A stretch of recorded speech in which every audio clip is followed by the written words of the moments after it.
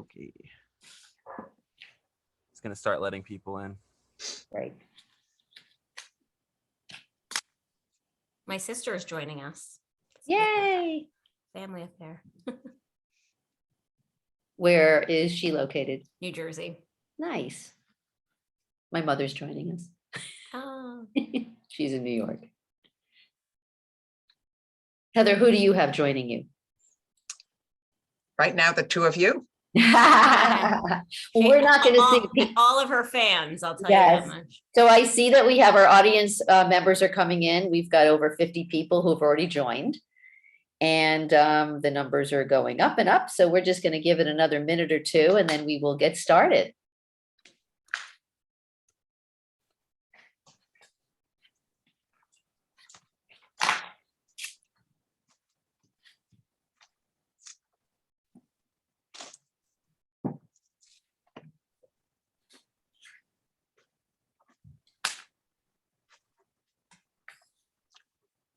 Okay.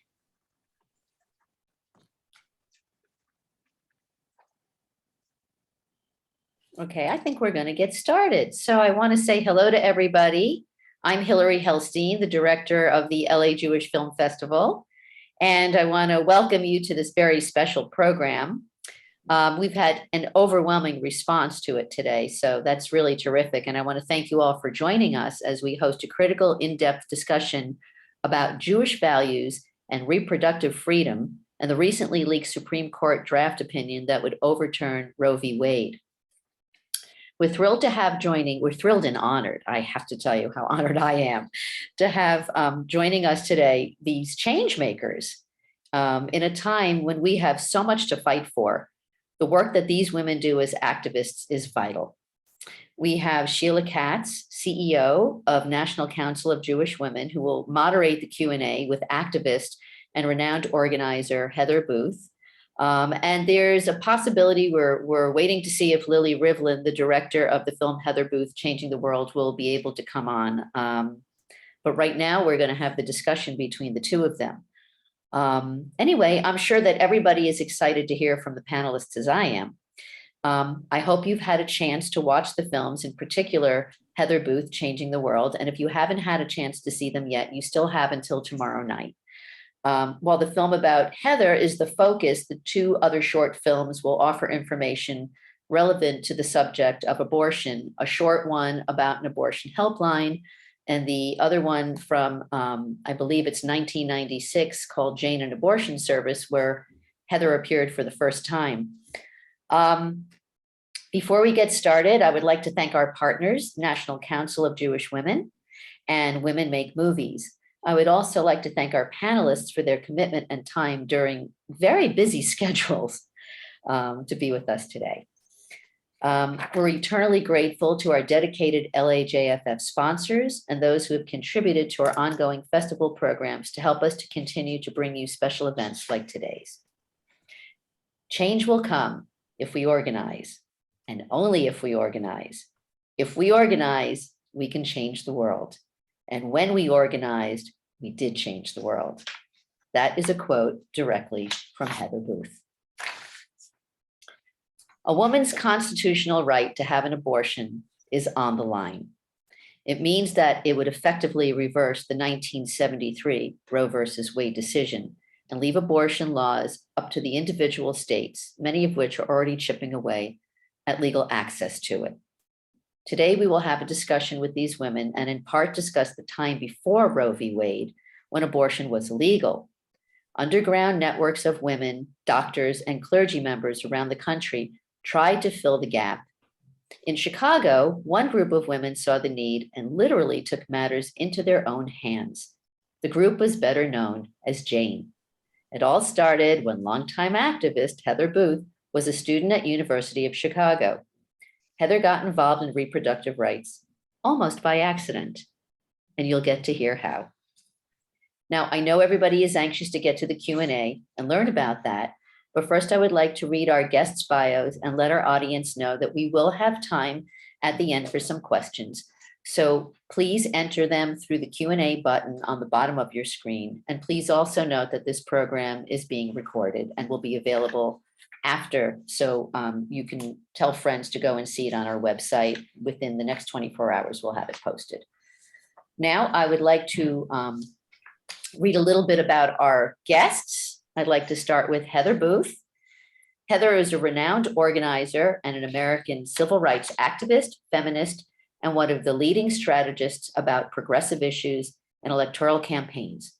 Her remarkable career started during her student years when she was active in the civil rights movement, anti-Vietnam War, and women's movements and community organization, continuing through today.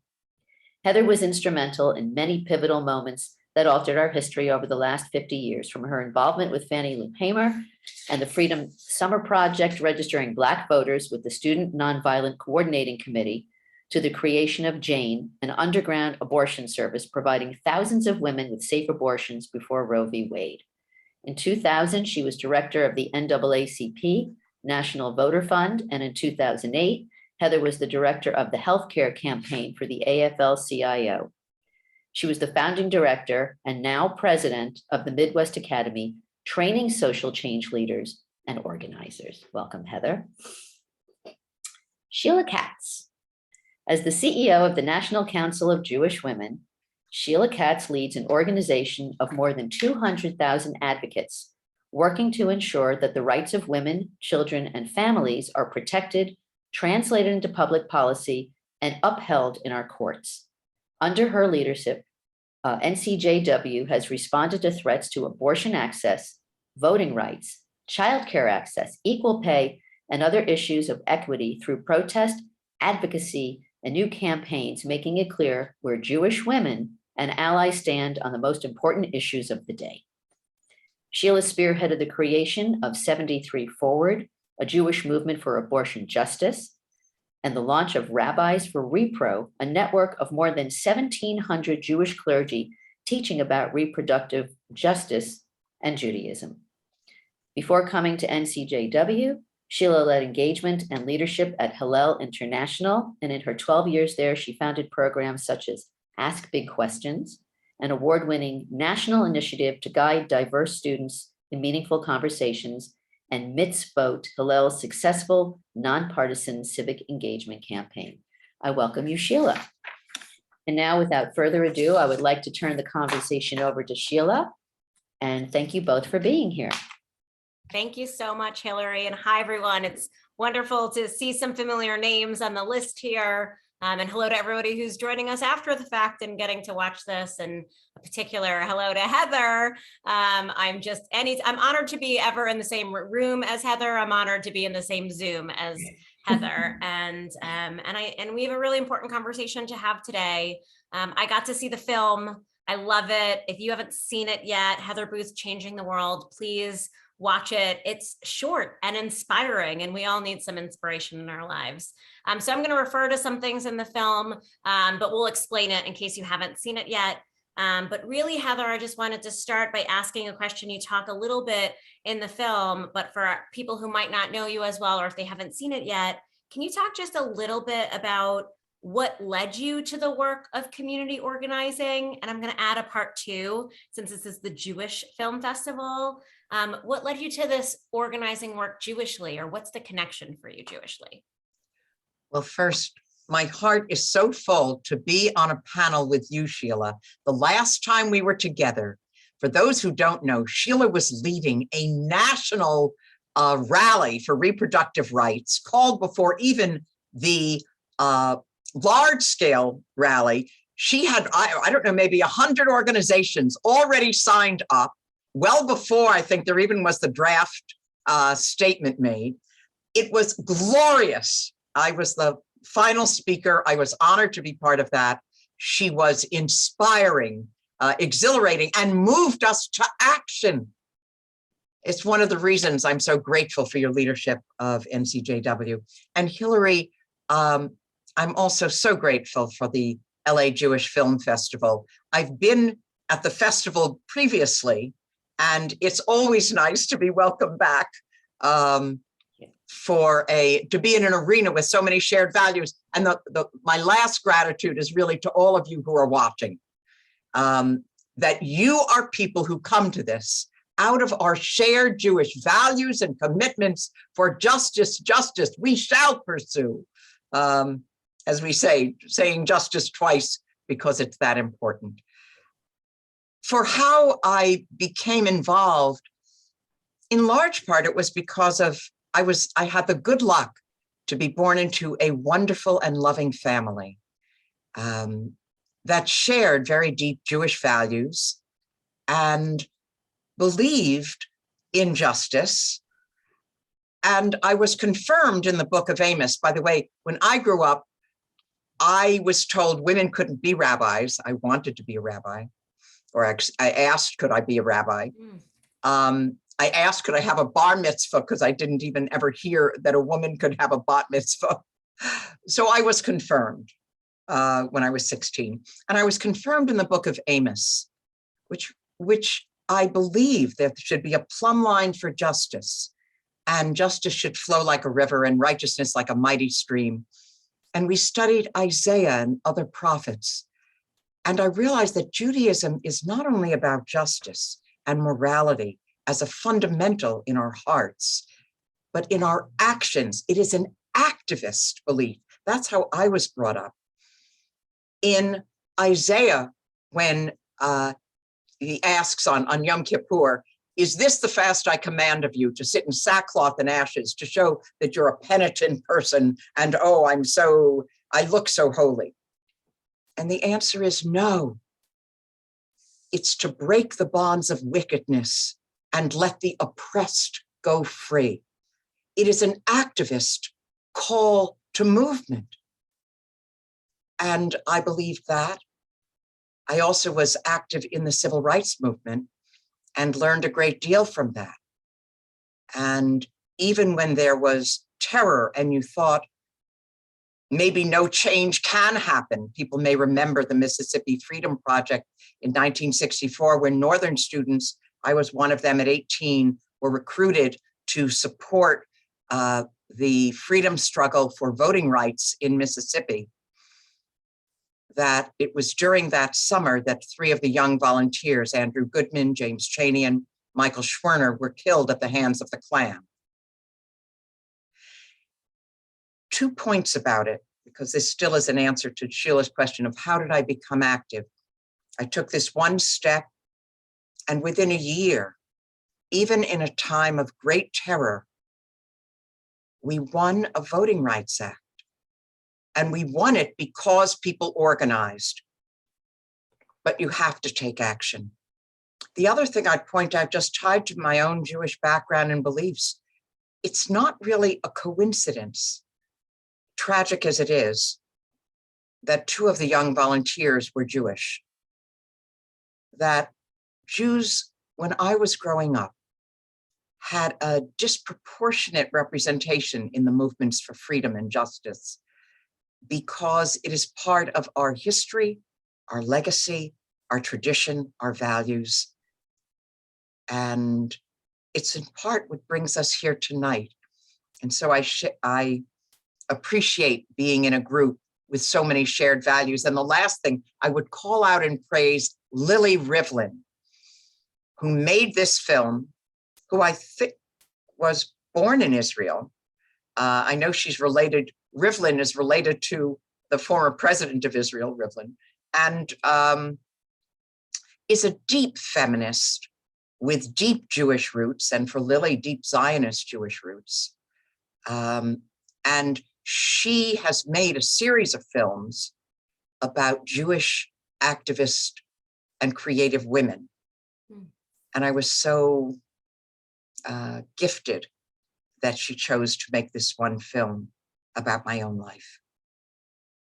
It's amazing. I think particularly as we're here together at the Jewish Film Festival, Los Angeles Jewish Film Festival, holding what makes organizing Jewish and what it means that people who are Jews have been involved in civil rights movement over time. It warms my heart, and And I think for a long time, there's a lot of people sometimes who say that this organizing in any way is considered left-wing or right-wing.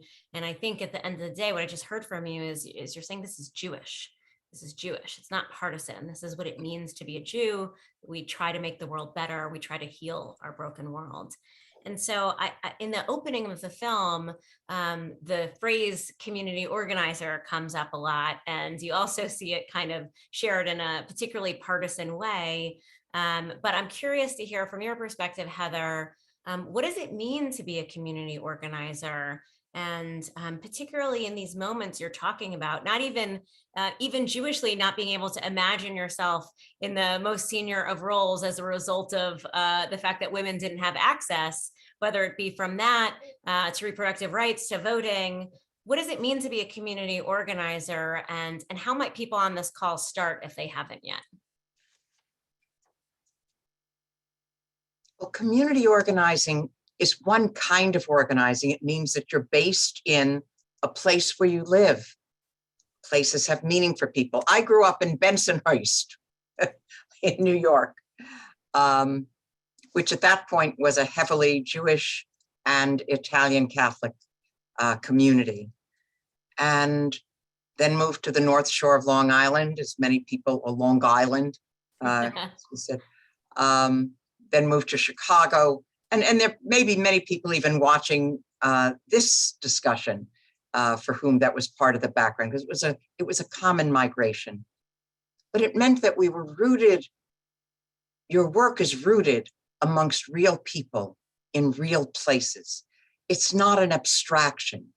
As much as we're fighting for justice and freedom and democracy, you're also fighting for real people's lives. Will a highway go through their community and destroy their synagogue, their school, their house? Will the water be safe to drink? Will the schools be ones where your kids feel safe, where we receive an adequate education? And so a community organizer simply is a way of saying it's rooted in people's real lives. And there are many kinds of organizing based in community, but you can do movement mobilization. There's movement organizing. There's organizing on a whole host of issues. And how people start. Sheila, you asked, even in one simple question that you asked, you have a world of issues that you raise. How people start. You know, people start in different ways.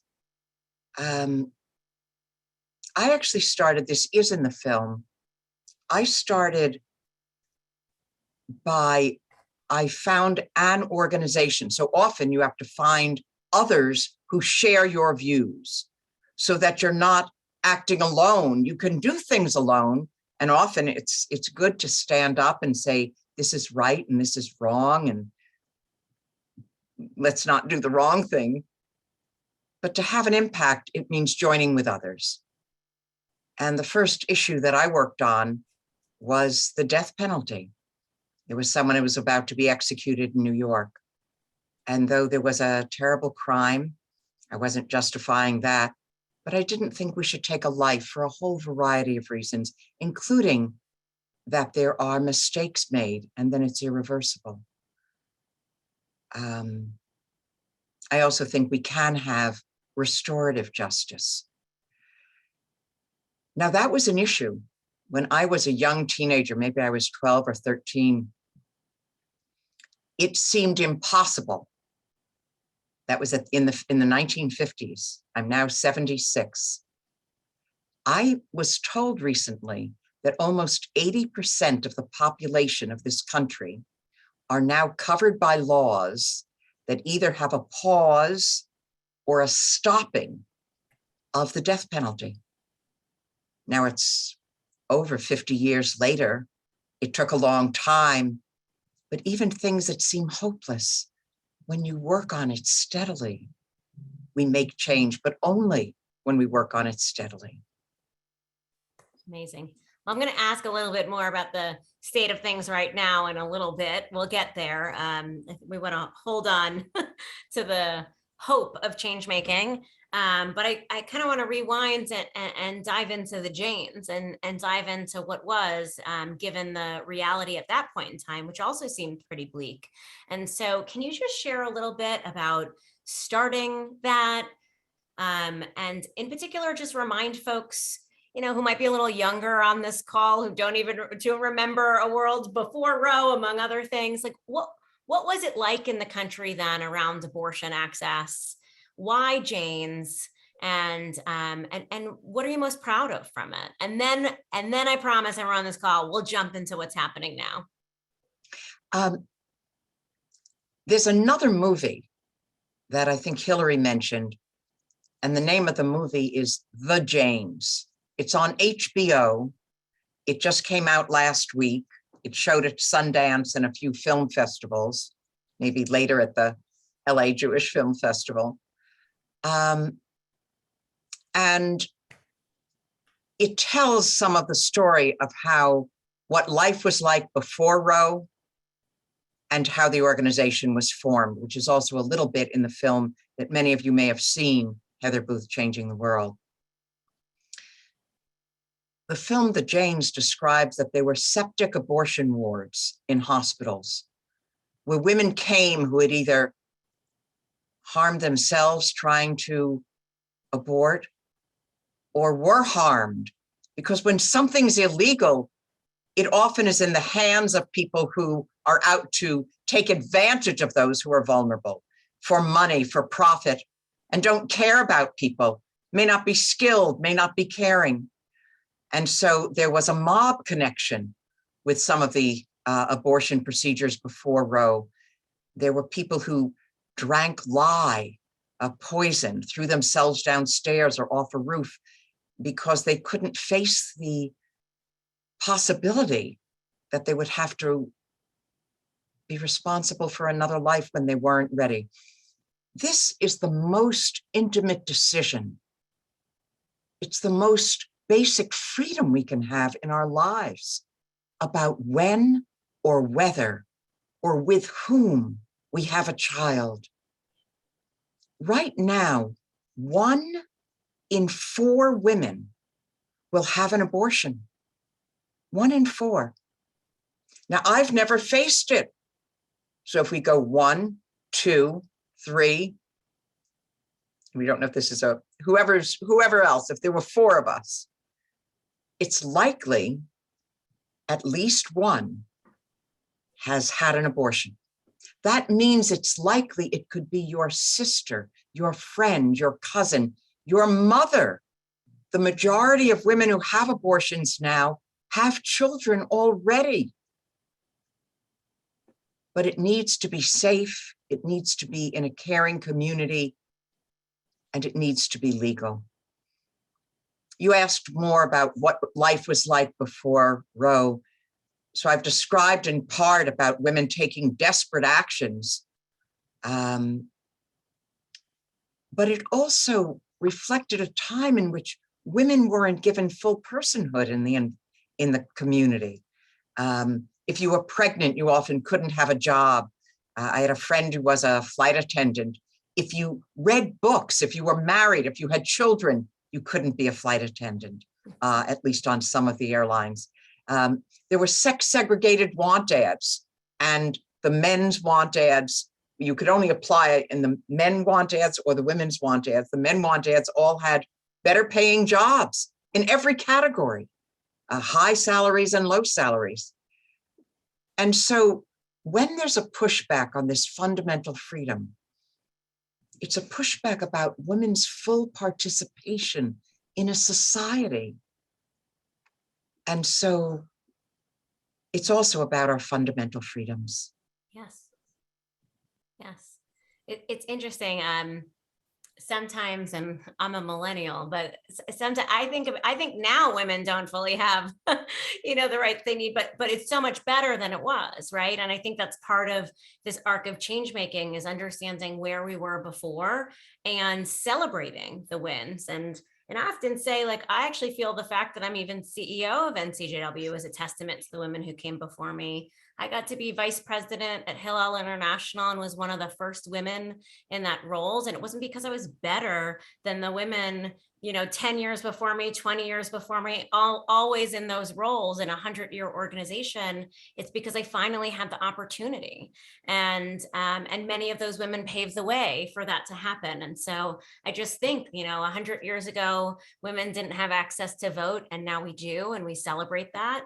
And yet, even if those ads aren't separate anymore, in every profession where men are the majority, that profession makes more. And across the board, men make more than women. And so there's still so much to do, and it can just be overwhelming at times. So hearing how dedicated you've been to making change, even if you are not the one all the time that benefits from it, it's just like case in point for the rights I have today. And I think about who comes next. And so before we talk about this bleak moment we're having with the Supreme Court, I'm just curious if you could dig just a little bit more. Particularly, you said people were helpless in that moment around seeking abortions and abortion care as healthcare.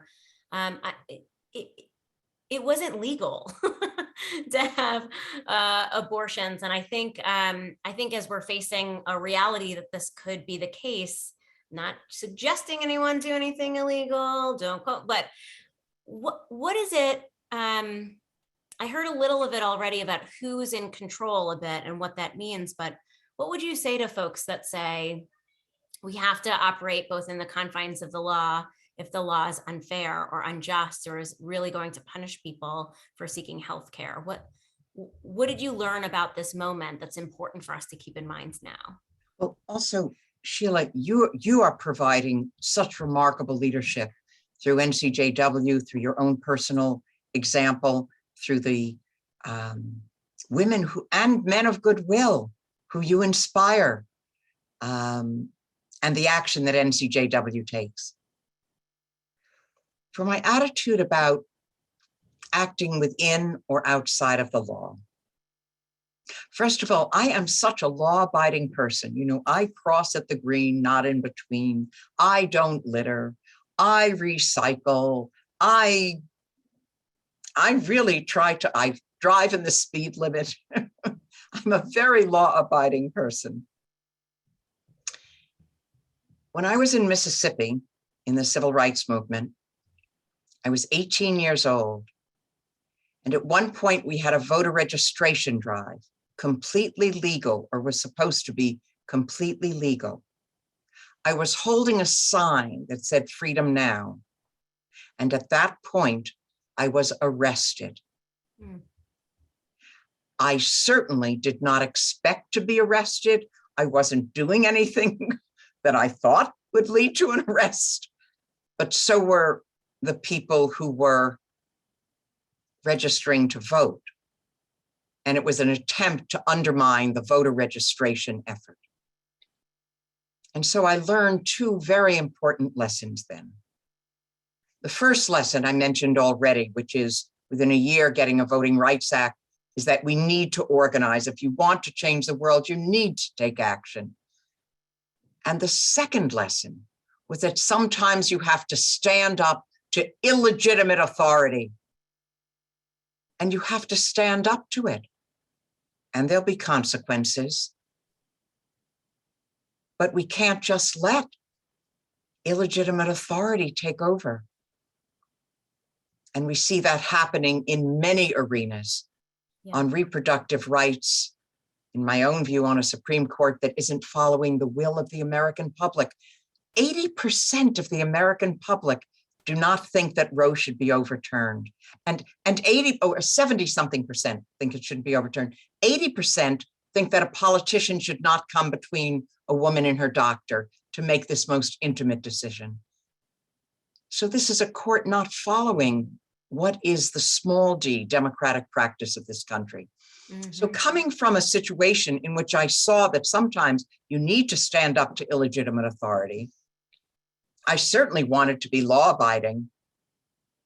And I also felt sometimes when there are people in need, You have to do what you can to support people in need.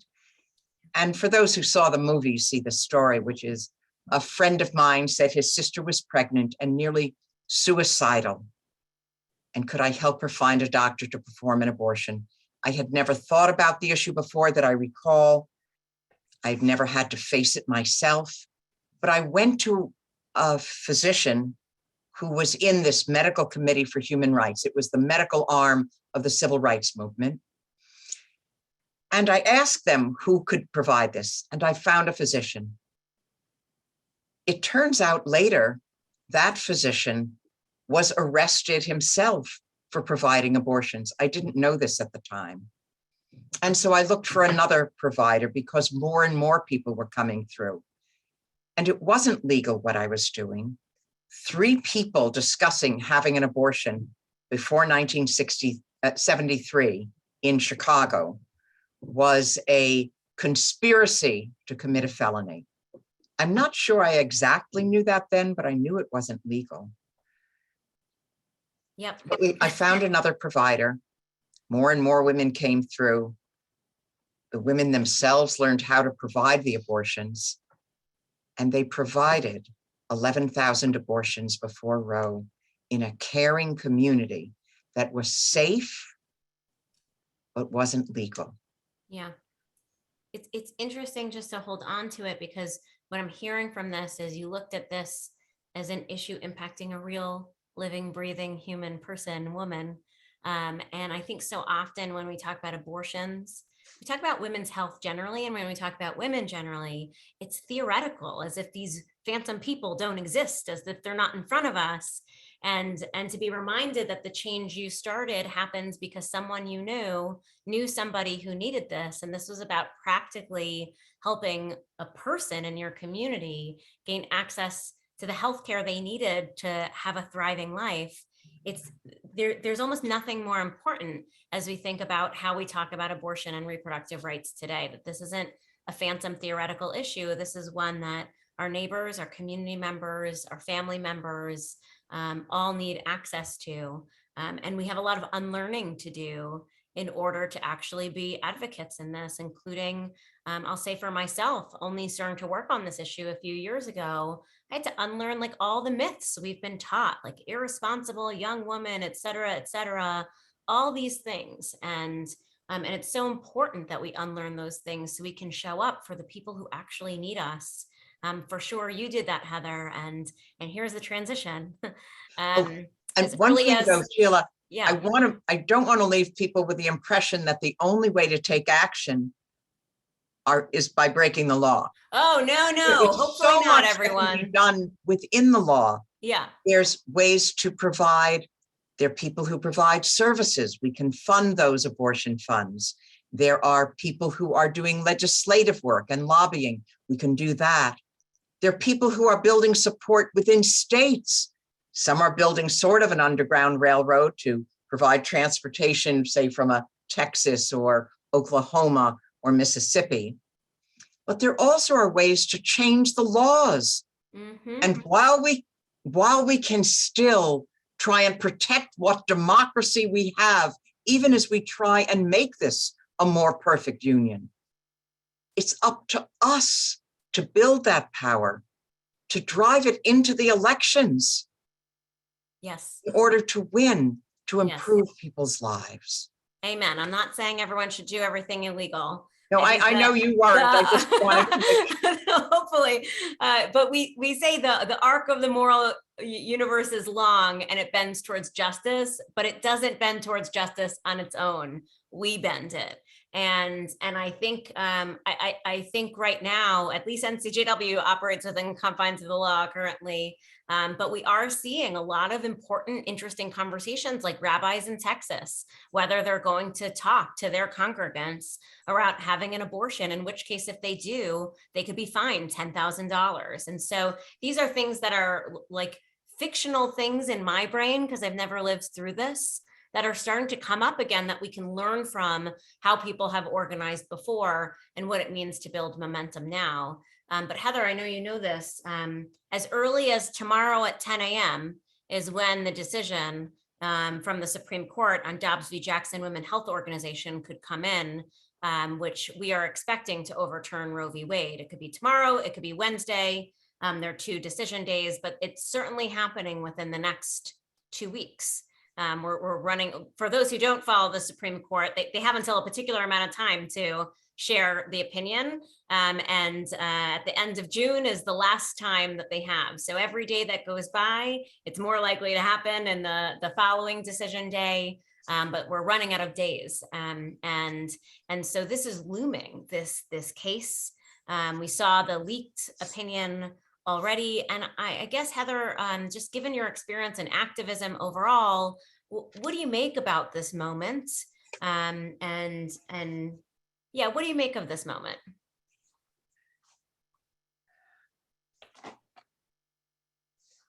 I think that it's a time to take action, that it's not the time to sit on the sidelines. It's not the time for whining, certainly, that says, ain't it awful? It's up to us, the people of goodwill who are watching this program. You're people who probably have taken action. I can already see by some of the questions that are coming in the chat and the Q&A. And by the way, we encourage you to, if there are questions you want to raise or comments you want to make, we encourage you to raise those, and we'll be turning to them in probably about 5 minutes or so, a little over 5 minutes. So what I make of this moment, I actually think we are on a knife's edge right now with on the one hand, greater threats to democracy, to freedom, to justice, to the popular will than I ever recall. On the other hand, there are more people in motion, in organization, working on a variety of issues than there's also ever been in my life history. Yeah. Young people, the next generation is a generation that is forward-looking. The vast majority of this country are for reproductive rights, are for sensible gun laws, are for investments in childcare, are for investments in healthcare, in elder care. The vast majority of this country want an expansion, not a diminishing of democracy. But we can make that happen only if we organize. Yes. And it's to organize in a virtuous circle. So there's self-education, there's community education, there's servicing, there's providing funding, there's providing support for people in need, there's taking legislative action, legal action, and then grassroots organizing, building organizations and moving that into elections. And then on the circle goes again. Yes. And everyone on this Zoom webinar, probably everyone has been involved in some ways yourself. You probably have lots of stories. And if you're not involved already, I hope that by the end of this evening, you decide to be involved and to recruit your children, your grandchildren, your parents, your grandparents. Here, by the way, are my grandchildren. I keep them by on my desk. Aww. Because so much of this is about their lives and the legacy that we leave for them. Yes, amen. Amen. Can I interrupt with go ahead, Hillary. I'm so sorry. I just wanted to sort of connect, what we're talking about here, and ask Sheila a little bit about this group she launched called Rabbis for Repro and what they're doing. Yeah. Thanks for bringing it up. We're now at over 1,800 rabbis. It feels like a nice Jewish number to have the 18 in there. Reform, conservative, Reconstructionist, Orthodox. We started this 2 years ago. We knew this was coming. We believed Roe was getting overturned. And even without Roe getting overturned, we saw the chipping away of Roe v. Wade. And so for those who've been paying attention, this moment is actually more of a fizzle than it is this massive like bomb drop, because many people in this country right now, if they need access to an abortion, don't have it, right? And even the language of choice, it can't be choice if you can't actually get an abortion, right? If people with money can get an abortion, people with means can get an abortion, but people who don't have that in many, many places in this country can't have an abortion. They can't take off of work to get there. They can't get where they need to go, et cetera. So for the most impacted, this isn't going to change much because they never had access to an abortion beforehand. But for 36 million people, this is going to change pretty drastically. And really what we wanted to do was think about how we talk about this issue Jewishly and really reclaim Jews in the public narrative, because for too long, a small group, small but loud, have claimed a narrative that religion and abortion don't go together. And I'm like, whose religion are we talking about here? Because in Judaism, in the Torah, it talks about how abortion is permitted and sometimes required for the well-being of the mother or the person who's pregnant. And so what we wanted to do was empower our great community leaders and teachers to talk about this, because I'll just say, as a involved Jew growing up, I never once heard anybody talk about abortions. And I was like, why aren't we talking about it? It's in our text. And so we created the framework with Rabbi Danya Rottenberg, our scholar in residence, Rabbis for Repro. And the call to action was simple. Sign up if you believe reproductive freedom is a Jewish value, and commit to teaching about Judaism and abortion. And we launched Repro Shabbat, timed when the Torah portion is, and encourage rabbis to be teaching about it from their Bima or Zoom Bima, depending when in COVID this hit. And then more and more people got involved, because when they started talking about it, they also realized about this as a pastoral care issue. And they had all their congregants coming up to them saying, I had an abortion, I had an abortion. All these people that they felt that they were in deep community with felt some kind of shame or stigma for going to their own rabbi to talk about it, when this is permitted according to our tradition. So we got more and more people to sign up, first out of pastoral care, and now we're mobilizing the rabbis. We did a virtual advocacy day and got 36 new co-sponsors of the Women's Health Protection Act just from rabbis alone, which is pretty phenomenal. And the next phase of Rabbis for Repro is really national, and it's about saying, you know, whose religious freedom are we talking about? Because what we're about to see is the Supreme Court is going to legislate when life begins according to one tradition, and the majority tradition in this culture, in this country. Religious freedom laws exist to protect minority religions. So I just want to say this is a deeply Jewish issue, not like a fictionally Jewish issue. And we actually have a religious freedom case to be making as a Jewish people in this country for the right to access abortions, and not for us to dictate other people believing what Judaism believes, but to say the only way we could have religious freedom in this country is if everyone is able to make their own healthcare decisions and their own decisions about their bodies in line with their own traditions. And so I would just say, anyone here who belongs to a synagogue or knows a rabbi, ask them about Judaism and abortion. It's pretty consistent. You know, they say 2 Jews, 3 opinions. In this case, not so much, right? Like it's pretty in line. And you can go to rabbis.for-repro.org and see if your rabbi has signed up, or encourage them to sign up if they haven't. But they're going to play a very, very important role in this next iteration. And so are Jews generally in speaking up about this as a dignity issue, right? And as a Jewish issue. And I have one more question. I heard you talking the other day in another Zoom.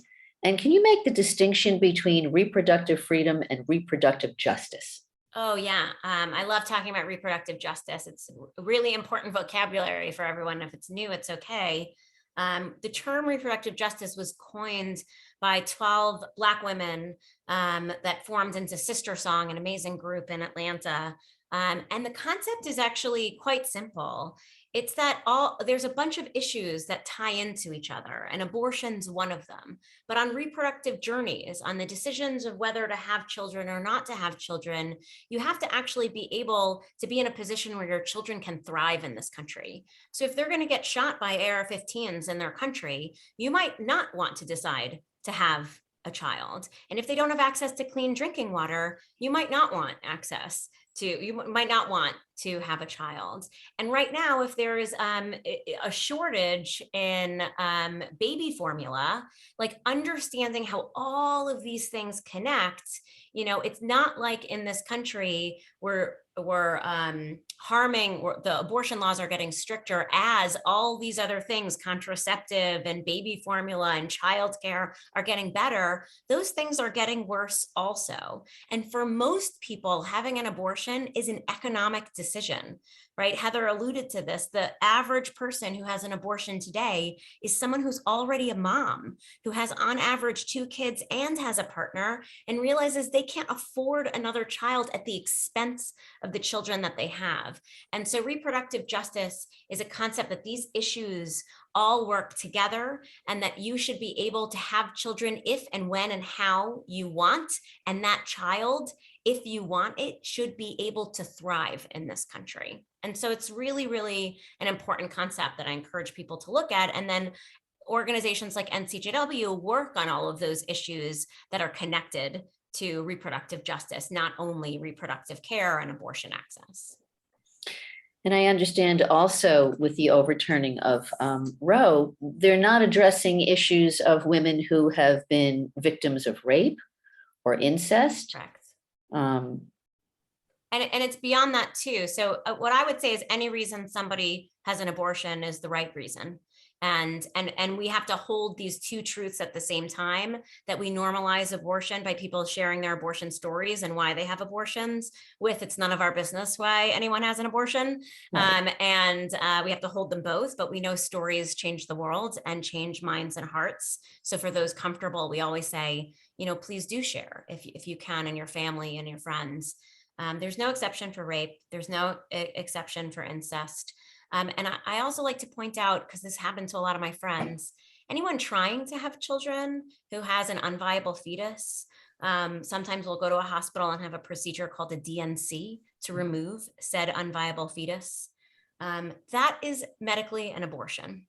And it's not for me to tell people whether they should call it an abortion if they say they had an abortion. But in Texas right now, you have to prove you're about to die before you can get one of those.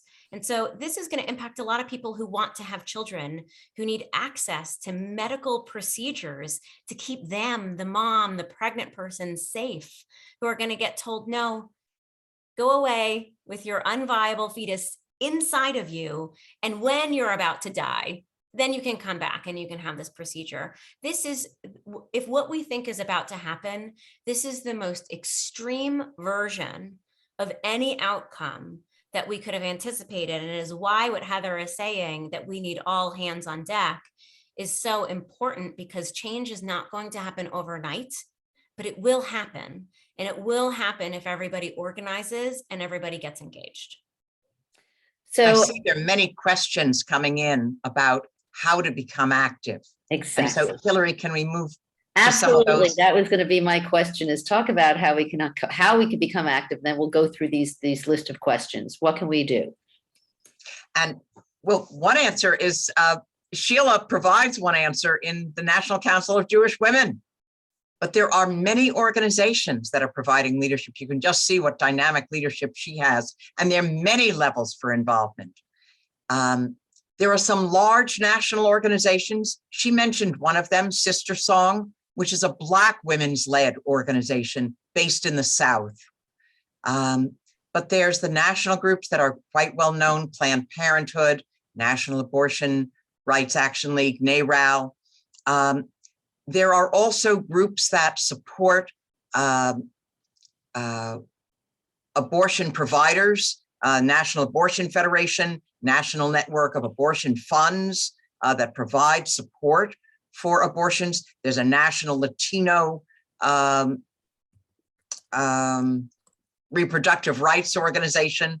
The Center for Reproductive Rights does work on the legal side. So there are many different groups. There also are state-by-state groups.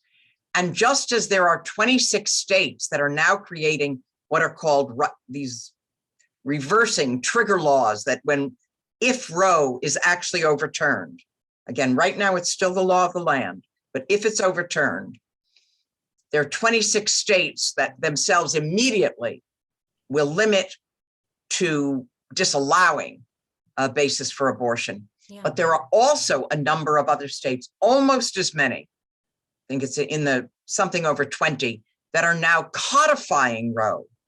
So California, New York, Illinois, which has become kind of an oasis up from the south through Illinois. So there are other ways that you can take action nationally or locally, but we do encourage that you take action, that you become engaged. Yeah. And I would add, even just on top of this, is we have to talk about abortion. That's where this starts. So, I mean, all I do is the legislative stuff all day long. But let me just tell you, the more I've talked about this, the more I've learned which of my friends have had abortions, the more I've learned people's stories. So I would just say, step one, use the word abortion in the next few days. Just say it.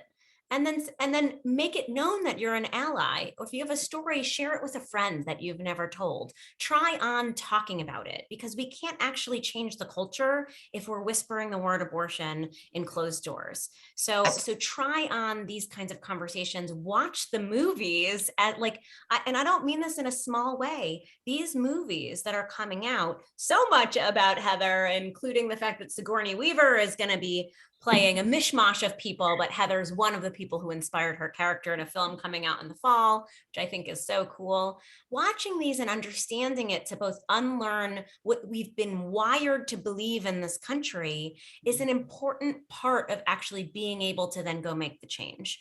And so that's the education is first, and leaning into that through conversation, through films, through books, through podcasts, et cetera. And then legislative, 100%.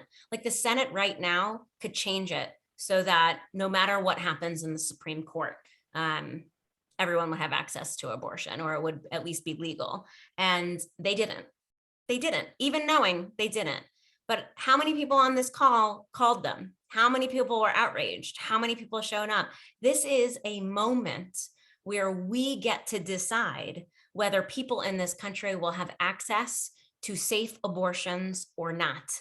And it requires some rage, I got to tell you. It requires us to turn that anger into action legislatively as well. And then I'll just say NCJW started a fund to help people actually access abortions, the Jewish Fund for Abortion Access. It's with one of the organizations Heather mentioned, National Abortion Federation. This will fund people getting over state line if they need. It will fund people getting abortions if they can't afford it. And it will fund a hotline, which will provide somebody kind of with like a counselor on their journey to getting an abortion, because it's going to be so complicated. They need somebody to help them from beginning to end. And that's just ncjw.org/abortion fund. None of it goes to us. It all goes towards helping people who need access. And we thought it was important to have a Jewish communal gift. And the last thing I'd say is, and I can't make a blanket statement of what's needed nationally, but locally you have abortion funds, you have abortion clinics, you have local abortion organizations, you have Black-led reproductive justice organizations. Be in relationship with these people and ask them what they need. Show up with hot lunch to your local abortion clinic. Do whatever you got to do to show appreciation for the people who are on the line every single day in states where this is going to be protected and in states where it will be overturned. One of the films that we have available right now is a 13-minute short called Abortion Helpline. So if you haven't seen the films yet, go and watch that film so you can understand what goes on. That film addresses women who have no money to be able to afford an abortion, and they provide funds. And it's an interesting little short film that gives you a little bit of an insight into what happens. I think what you're doing, Sheila, is amazing. And let's see what some of the other questions are. By the way, Suzanne just made a point, not so much a question, and that was, I never hear around the issue, is if our government wants to force women to have babies, they need to provide the basic needs for these babies. And that's part of the reproductive justice that Sheila was talking about. And it's, there's still a question of, can we invest in childcare and pre-K, in paid family and medical leave? Mm-hmm. And we could have a more caring society. One way to do it is to have just a few more senators who believe in women, who believe in people, who believe in children.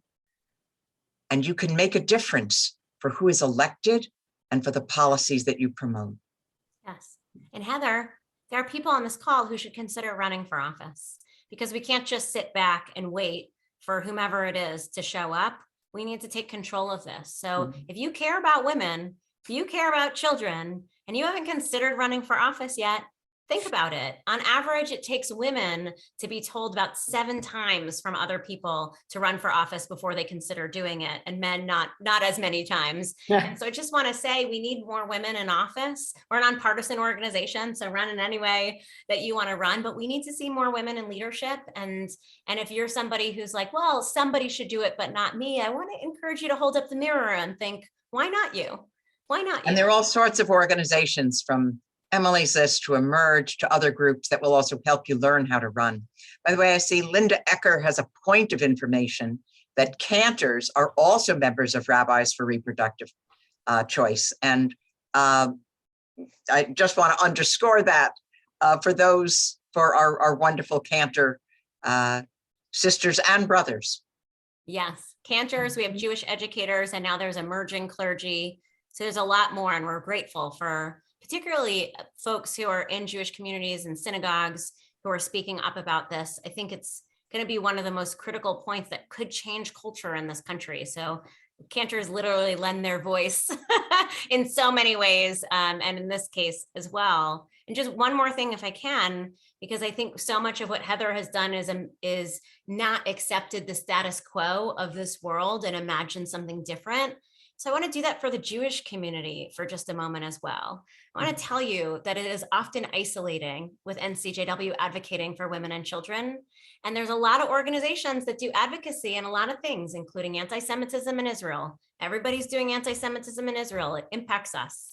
Not saying it's not important, because it is. We do it too. But where are they here on these issues? And why are we doing this alone? And so one of the things I want to say is, if you've normalized doing advocacy around those 2 issues in whatever community you're in, figure out how to normalize advocating for women. We saw everybody try to get back to work and talk about flex work hours and all these different things, but we didn't hear the Jewish community at large being a unified force to fight for childcare, right? And so I think the Jewish world, this quote Jewish world, could be better for families. And it can only be better for families when we see women's issues as human rights issues, and when we see women's issues as Jewish issues. And so I just want to push everybody who has any kind of platform to be normalizing these things as just the way the Jewish community ought to be, because it shouldn't be that women's organizations are the only ones at the table. We need all hands in this movement to make an impact. Definitely. Yeah. By the way, I see another question from Melissa, who's raised several comments, but I wanted to just take the last one that she raised. Are younger women outraged? The answer is yes. That all the polling, as well as you can see it, there is an outrage. In fact, the demonstrations that were held, part of their beauty was they were both women of my generation and of the younger generation. It wasn't always true. What there isn't a connection with is to elections, that younger people are more skeptical that elections will matter. And the problem is they will matter. And if younger people are not part of it, their voice will not be heard. I just heard an NPR program as I was driving in to be on this show about the, it wasn't the Proud Boys, but it was it's the group, it's Patriots in the word, and I can't think of the name of it. There were 30 of them who were arrested in Coeur d'Alene, Idaho, because they were about to disrupt a gay pride demonstration. Patriot Front, Joshua mentions. And the NPR story was saying, well, what are they doing? What are the new tactics they're taking on? And the main thing they're starting to do is they're running for local office. And so if the people who want to undermine our basic freedoms and democracy. And they also on the program underscored that anti-Semitism and racism were at the core of these beliefs of groups like Patriot Front, so-called Patriot Front, or Proud Boys, or the people who were in Charlottesville who rode into and killed Heather Heyer. That anti-Semitism is at its core, as is racism. Our struggles are unified, but they are now moving into the electoral arena. We need to do that also. That's very interesting. So we need to be able to have more mobilization of younger people who want to move into official positions. I think it's also very interesting that I would say 80% or so of the people who've joined us today are women. So where are the men in support of us? Well, first of all, if 80% are women, it means 20% are other than women. So there are always men of goodwill. I met my husband at a sit-in where we met each other together. And after 3 days of sitting and talking, he asked me to marry him. We have 2 wonderful children and 5 grandchildren and have just had such a remarkable life together. So there are men of goodwill, and we need to join together. Yeah. And we need to invite men in. I'm glad I'm seeing some comments. People are like, I'm here. We're happy you're here. Thank you for being here. And we need more people to come. Men benefit from abortions also. And so we need them to talk about that and to show up. We still have to center those most impacted, which in this case are usually women of color, and make sure that what we're doing, the same way white women need to make sure to center Black women in this fight, we also need men to center women in this fight. But we really, there's a role for everyone to play. And so I'm grateful that there's a lot of people here of diverse backgrounds. I see one question here that I want to put out to both of you from Marge Churchick. She says, how will IVF procedures be impacted? That's an important issue, especially amongst the Jewish community. Yeah, well, I'm happy to just jump in and say, I think it's genetics, whatever, but Jews disproportionately have been relying on IVF, especially as people are choosing to get pregnant later. IVF could very well be impacted by this, at least in Italy and some other places where we've seen abortion get banned in different periods of time in history. What we can say, well, we don't know how, but what we know is when a fetus is classified as a life, it's a door opening for a few other things around embryos, around eggs. And I said this recently in a different conversation I had. I didn't expect to have to be an expert on any of this when I took this job. But one of the number one questions we're getting lately is, do I need to move my eggs that have been frozen from a state I'm in if abortion is overturned? And I'd say, no, they're fine right now, and we'll know what's to come. But yeah, any targeted attempt at restricting somebody's reproductive access and freedom has potential to impact many other things. It won't happen overnight, though. And it's even beyond reproductive freedoms. Yes. When the Supreme Court justices who are suspected of supporting the draft statement, they were, and when Alito was nominated and confirmed, they said they treated Roe as established law, and they were not going to overturn established law. So not only did they violate the testimony they gave when they were nominated, but it means that any established law is now susceptible to really a non-small d democratic, a non-freedom approach. And if you can overturn this most intimate freedom of our lives, what else can you overturn? There are people who believe that this can overturn the freedom of choosing who you can marry.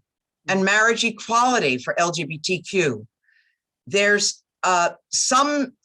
one politician who talked about, well, maybe it even went to the question of interracial marriage. And so our freedoms are on the line broadly.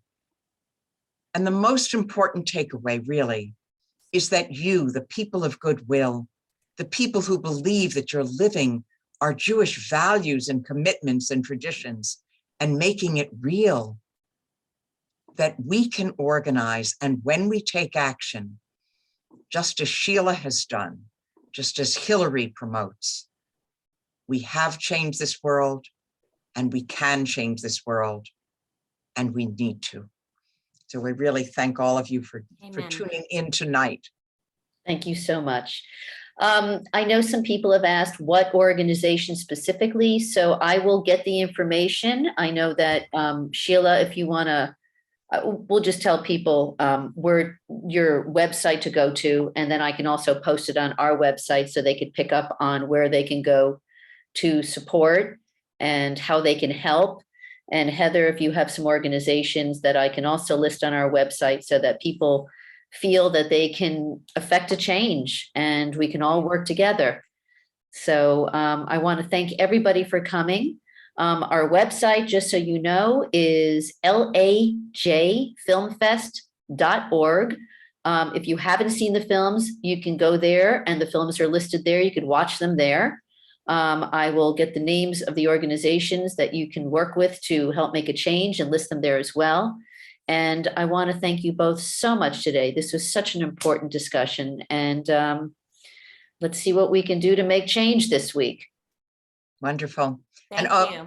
Marjorie Cheerchick also points out that these organizations are for Jews and non-Jews and for anyone of goodwill. Yes. We look forward to celebrating our future victories together. Amen. Amen. Thank you so much, everyone. A women. Hey, women. Yes. Women. That's right. Thank you. Bye-bye.